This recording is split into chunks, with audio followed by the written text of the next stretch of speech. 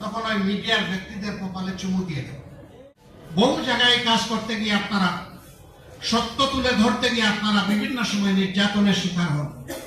আপনাদের জীবনও গিয়েছে দফায় দফায়। আমরা আপনাদের প্রতি গভীর শ্রদ্ধাশীল।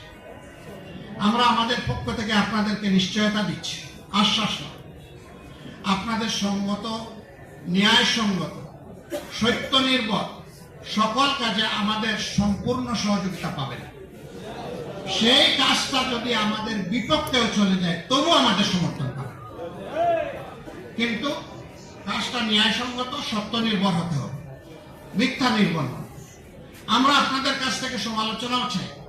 পত্রিকার দুইটা পার্ট, একটা হচ্ছে নিউজ আর একটা হচ্ছে ভিউজ। নিউজে যা আছে তাই বলতে হবে, ভিউজে আপনি যা চান সেটা বলবেন, মন খুলে বলবেন। এটা নেওয়া না নেওয়ার দায়িত্ব আমার, কিন্তু আপনার বলার অধিকার আছে। আপনার কণ্ঠকে রুদ্ধ করবে না। আমরা সংবাদপত্র তাজা হয়ে জীবন্ত হয়ে থাকুক আমরা চাই।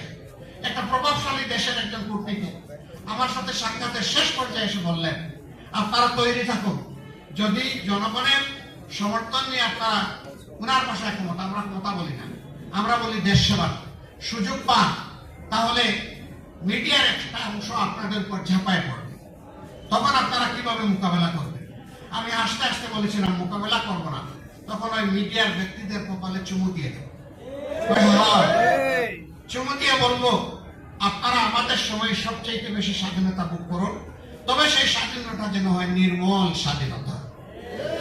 এই স্বাধীনতা যেন জাতিকে ক্ষতিগ্রস্ত না করে। আমাদের সমালোচনা করবেন তীব্র কঠোর ভাষা, কিন্তু সেটা হবে জাতির স্বার্থে। আমাদেরকে ছাড় দেবেন না, ধরবেন, ভালো করে ধরবেন, এমনকি হাতে সাই দিয়েও ধরবেন, কোনো সমস্যা নেই।